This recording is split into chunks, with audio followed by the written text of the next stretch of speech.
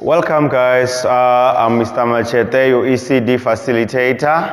I hope you have enjoyed the previous video where we got 3 activities, of which it was activity number 4, 5 and 6. So today I want us to focus on the activities, the continuation of our skill program 3 or our module number 3. So today we'll be focusing on activity number 7, activity number 8 and activity number 9, of which is the last activity of today, not of our module. Please don't misinterpret me. It's last activity of the day, not of the module. So we're still going to continue up until we reach our activity number 12. So let's check activity number 7.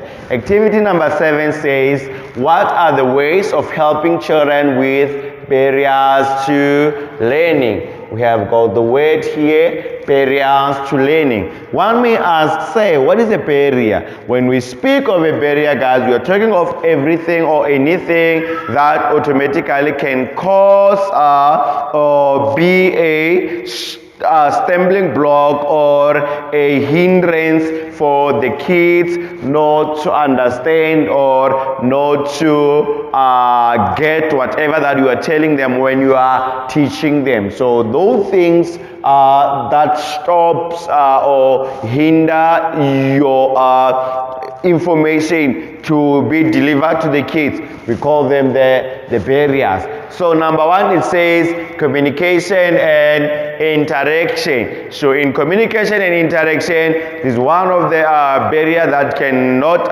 or they can automatically contribute on what we call helping children in learning. So if when we're communicating with the kids, they don't get what we are saying, for example, we are using Tsonga, there are some of the kids in the classroom, they can't hear you when you are speaking that language.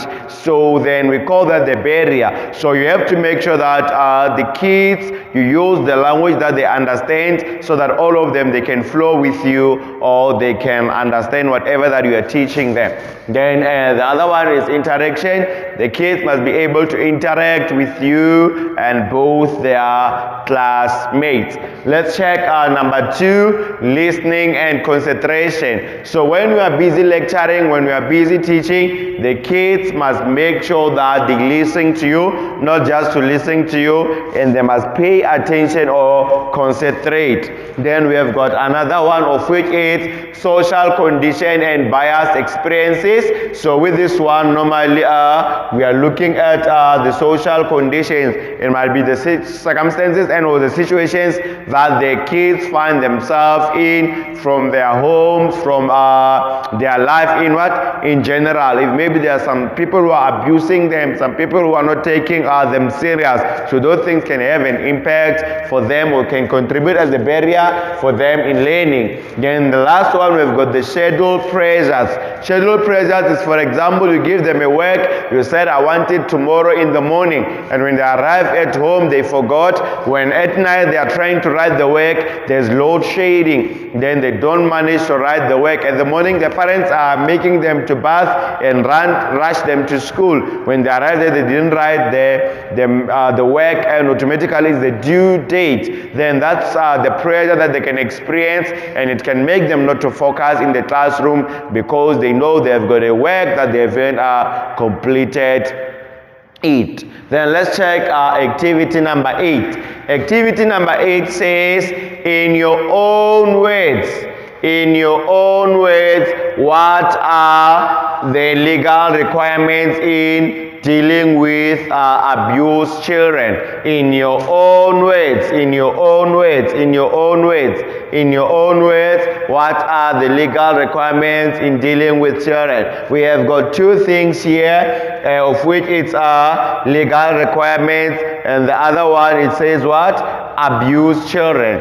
So here we want you guys to explain those legal requirements that we can use when dealing with abused children. So I'm going to give you this one as an activity, guys. Go and find out what are those legal requirements in dealing with what? With abused children. If there's a child that comes to you as a teacher and say, I've got a problem, my brother is doing me this, I've got a problem, my auntie is treating me bad, I've got a problem, I'm experiencing this such, then those things we have to make sure that we deal with them, because they'll make the kids not to concentrate in the class. Then that's why now we want you to tell us that in a legal way, what are the requirements when we are dealing with those children. Then let's go and check our last activity of our module, of which is activity number 9. It says describe what to do and expect with regards to number 1, we have got age, social and emotional development of children. Then meaning that here it's what can be done, what can be done and what can be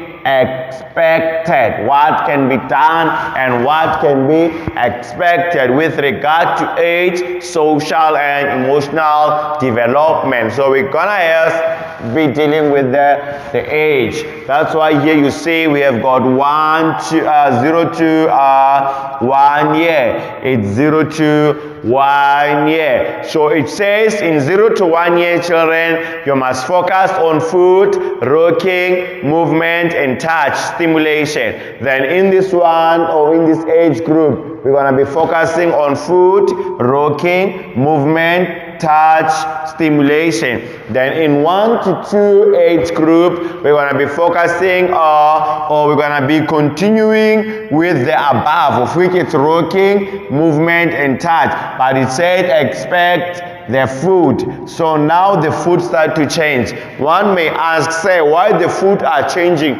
Because the people who are at 0 to 1 year, we know that most of them, they are living with milk so that they can grow well, their bones can be strong, because we know that milk helps the kids with what? It's rich with calcium. So when you start to 1 to 2, the diet now start to change. That's why they are saying you can proceed with the above, but except the one for food. Then meaning that you cannot be dealing with the rockies, movement, touch, stimulation, and others except the food, because now their diet is changing as far as they are growing. Then 2 to 3 can learn to sing, pray, and give. Now the kids now they start to be little mature. Then now they can be knowing how to sing, how to pray, and how to give. If they are holding something, we are saying like, I'm asking for this, then they can give you. But if they are still young, then they are holding something, we are saying, I'm asking for this, they might even cry. So that's why now in 2 to 3, that's why we expect that kind of maturity. Then we have got 3 to 4, learn to go to washroom before assembly. Then in 3 to 4 age group, they now learn how to go to the washroom before the assembly. Then we have got 5 years.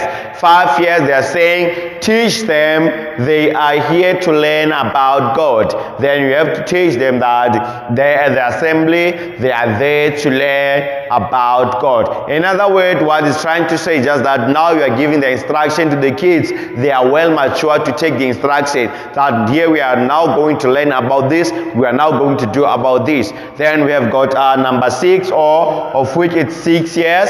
Then with the 6 years one, it says listening and asking of questions. Now when they are 6 years, they can ask you questions. Say, why must I do this? Why must I not do this? Because now they are fully matured.